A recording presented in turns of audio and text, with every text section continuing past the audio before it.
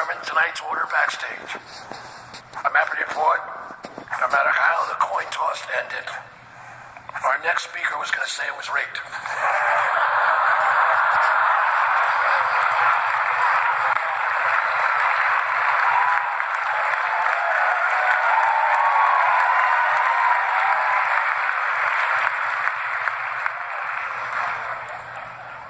I was speaking, of course, about the Republican nominee, Donald J. Trump.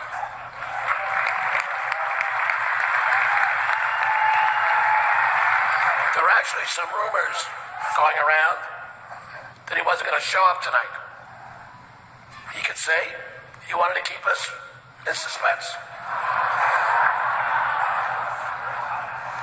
We considered having a Donald Trump cutout on the dais, but if we wanted someone still lifeless, we could ask Charlie Rose to speak again.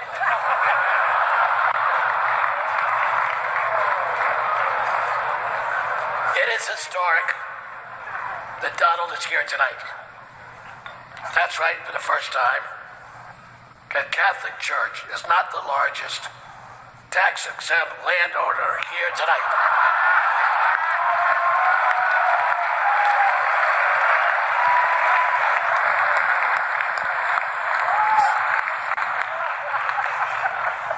We are honored to have Donald and Melania here tonight. The Alsman dinner is a New York institution. The Donald, the kid from Queens, with a big heart and a big mouth, was without question a New York institution. Donald, the microphone is yours, and it's working.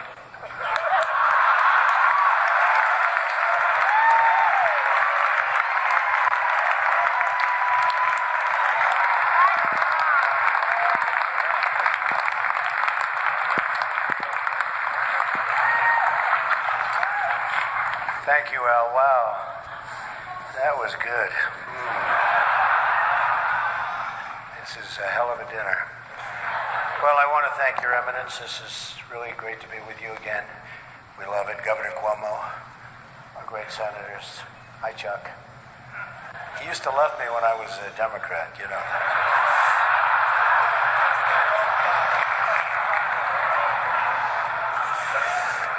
Mayor de Blasio, wherever you are. Where's Mayor de Blasio? Huh? Hello, Mayor.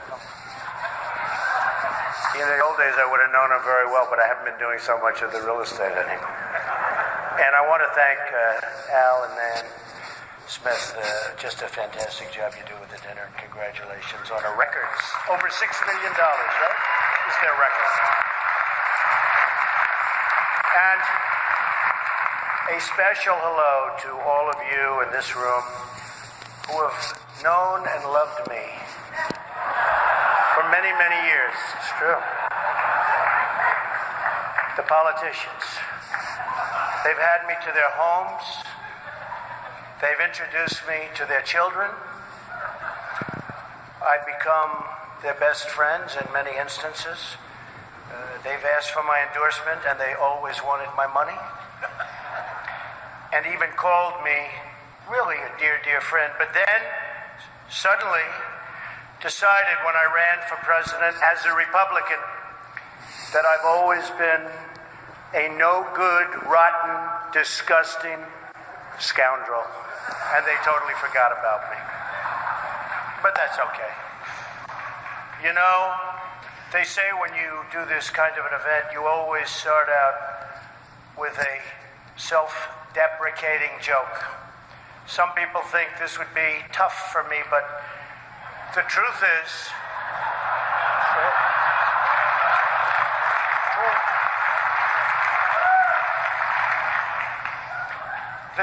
I'm actually a modest person, very modest. It's true. In fact, many people tell me that modesty is perhaps my best quality. Even better than my temperament. You know, Cardinal Dolan and I have some things in common. For instance, we both run impressive properties on Fifth Avenue. Of course, his is much more impressive than mine. That's because I built mine with my own beautifully formed hands.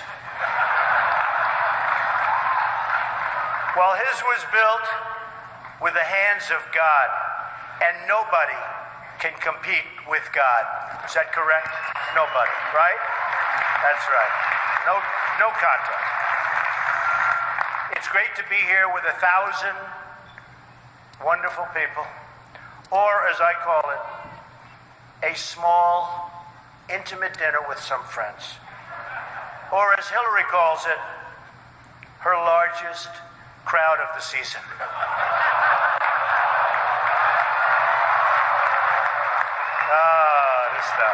This is corny stuff. I do recognize that I come into this event with a little bit of an advantage. I know that so many of you in the Archdiocese already have a place in your heart for a guy who started out as a carpenter working for his father. I was a carpenter working for my father.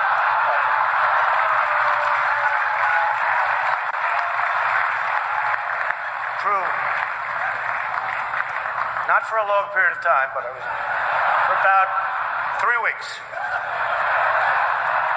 What's great about the Al Smith dinner is that even in the rough and tumble world of a really, really hard-fought campaign. In fact, I don't know if you know Hillary, but last night they said that was the most vicious debate in the history of politics, presidential debate, the most vicious. And I don't know, are we supposed to be proud of that, or are we supposed to be unhappy?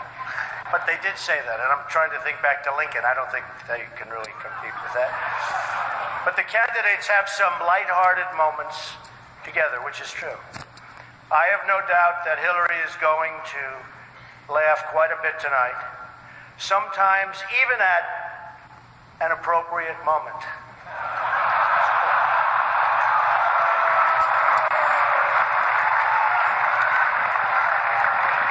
And even tonight, with all of the heated back and forth between my opponent and me at the debate last night, we have proven that we can actually be civil to each other. In fact, just before taking the dais, Hillary accidentally bumped into me, and she very civilly said, "Pardon me."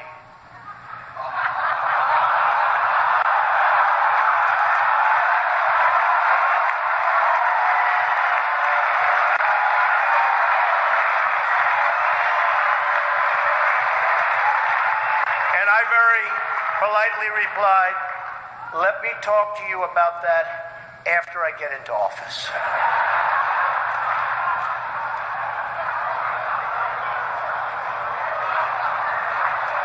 Just kidding, just kidding.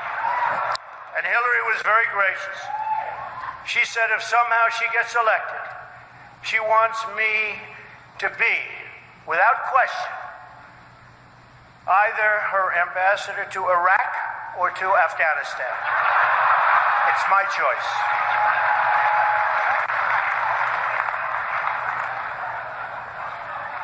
But one of the things I noticed tonight, and I've known Hillary for a long time, is this is the first time ever, that Hillary is sitting down and speaking to major corporate leaders and not getting paid for it. It's true. It's true. You know, last night I called Hillary a nasty woman. But this stuff is all relative. After listening to Hillary rattle on and on and on, I don't think so badly of Rosie O'Donnell anymore. In fact, I'm actually starting to like Rosie a lot.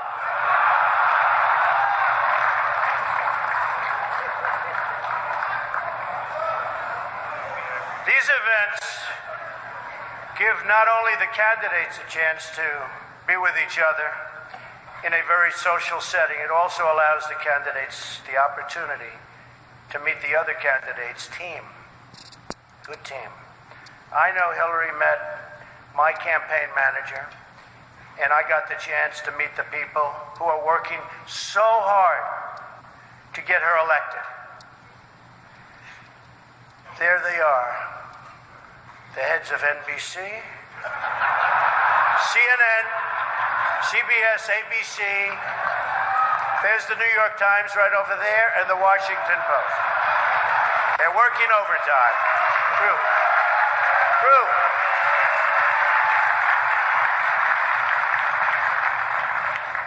Oh, this one's going to get me in trouble. Not with Hillary. You know, the president told me to stop whining. But I really have to say, the media is even more biased this year than ever before. Ever. You want the proof? Michelle Obama gives a speech, and everyone loves it. It's fantastic. They think she's absolutely great. My wife, Melania, gives the exact same speech. And people